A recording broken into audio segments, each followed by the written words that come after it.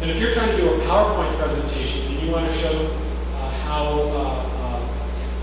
what the impact of some dam has been on your area, you don't need to do anything other than this. Just order the images, bring them up in whatever you want, and then copy them into your PowerPoint presentation. And then you're done. And that's what the people I work with in the Park Service, that's what they do most often. They don't use our software. They're doing PowerPoint presentations to show their manager that they have a problem in a particular part of the park.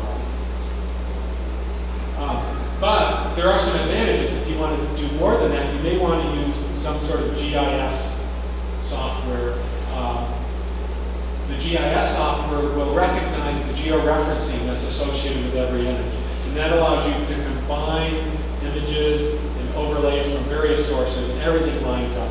And for some things, like if you want to overlay a park boundary onto an image, they need to be georeferenced. So you can use, there's Spree software that does that. If you can work, a lot of people use Esri, the Esri ArcGIS software. So you can do that, or you can use the Terralink software. When I say better, I don't necessarily mean better than this. It depends on what your needs are. But one nice thing about the Terralink software is that it recognizes collections, which makes it very easy. For example, if you're working with a country collection or a collection of the images of the Serengeti, it makes it very easy for you to find the images that you want, or to turn off the layer of 1975 and turn on the 2005 layer, something like that. So it makes it easy to work with multiple images and collections of images. So the current version is 2.0. Some people call it the Machu Picchu version. Are there any programmers here, people who would like to program software other than Dave who works for Google? Well, it doesn't matter, but it's written in Python, and when you download it, you actually have all the source code on your desktop now. So one thing you can do, because you can look at current and past images, you can do what I did here, which is just to bring up all the Landsat layers, in this case for Iguazu Falls, and then compare them. And as Mike already showed you, things changed a lot between 1975 and 1990 and 2000. And then after that, either the forest was already gone or the city was already there and so forth. So maybe, at least what we can see these images, maybe not that much change.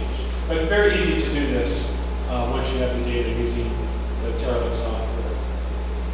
So you can do all this stuff. You can display images and overlays. You can manage the overlays, create new ones, and so on. So I think you already have the software on your desktop. Just so you know, there's no one here with a Mac, is there? Oh dear. Sorry.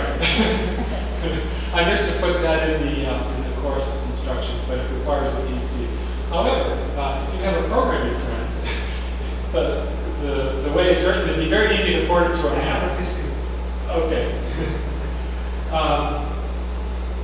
And if you don't like it, it won't screw up your machine. It's very easy to uninstall. So I think actually all of you, has everyone already installed it by running this Terralink to install that exe file? Has everyone already done that, except for the name of the net? Sorry. Okay, good.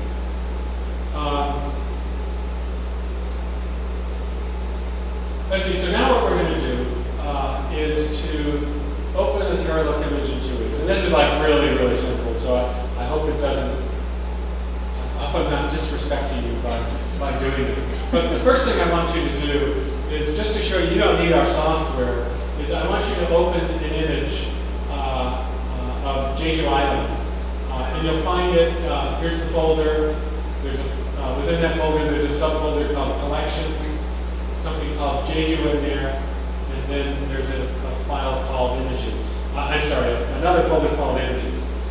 And in that folder, there's one image, one JPEG image, which is this one here. So what I'd like you to do is just go into this folder here, into the Images folder, double click on that JPEG image. And this is what it should look like.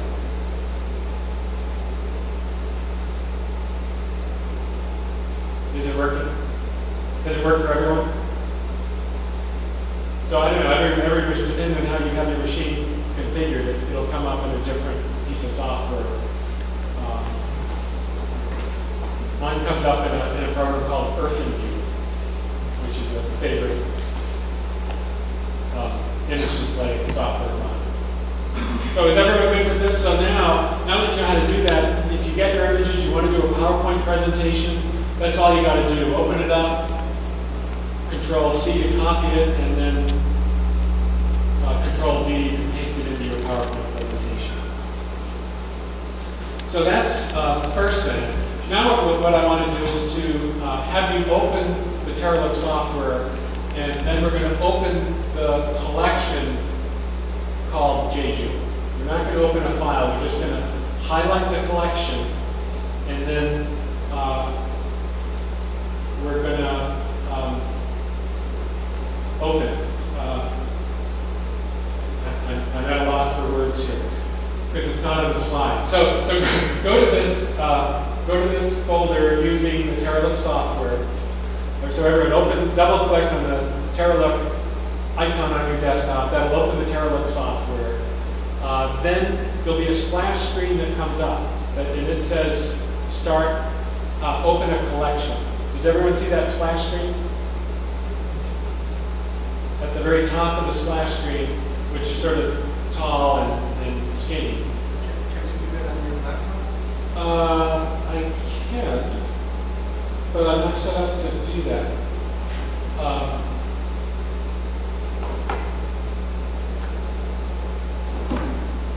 Let's see. Actually, okay, I can use TerraLook.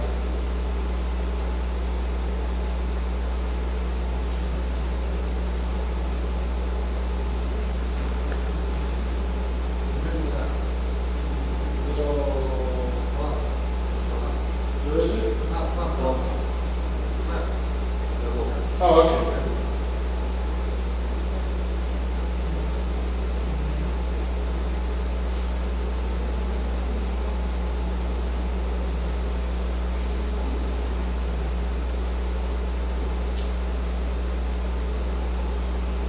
Okay, so when you open TerraLook, it'll open like this.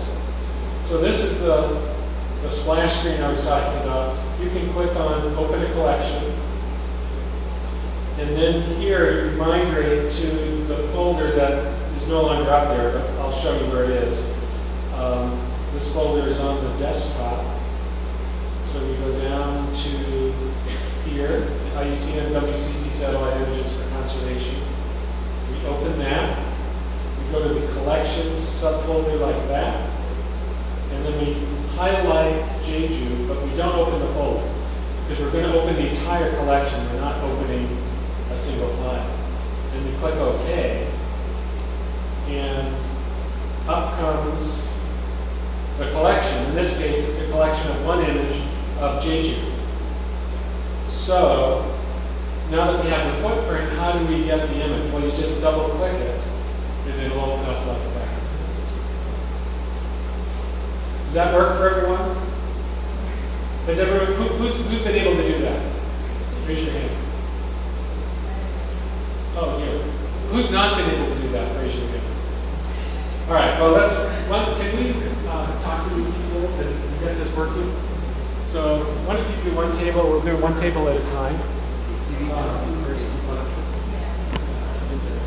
Okay, right.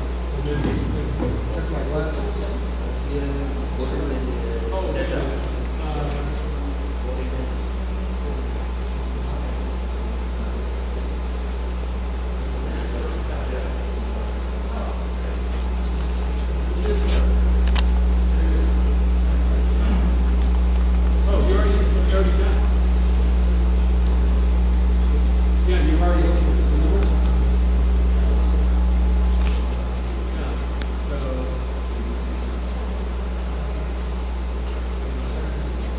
So it worked for you. Did you see? I see.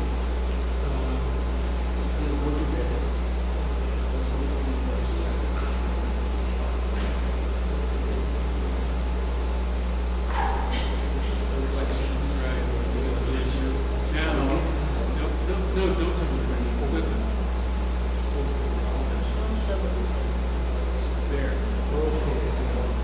That's the trick. See, the trick is you don't want to go into the folder. You want to highlight the folder and then click open. Because we're actually, that folder contains maybe dozens or hundreds of images. We want to open it and sense all of what it is. So it's not, we don't want to open the file. We want to open the folder using the Terra button. So did you get it working? Very good. Very good.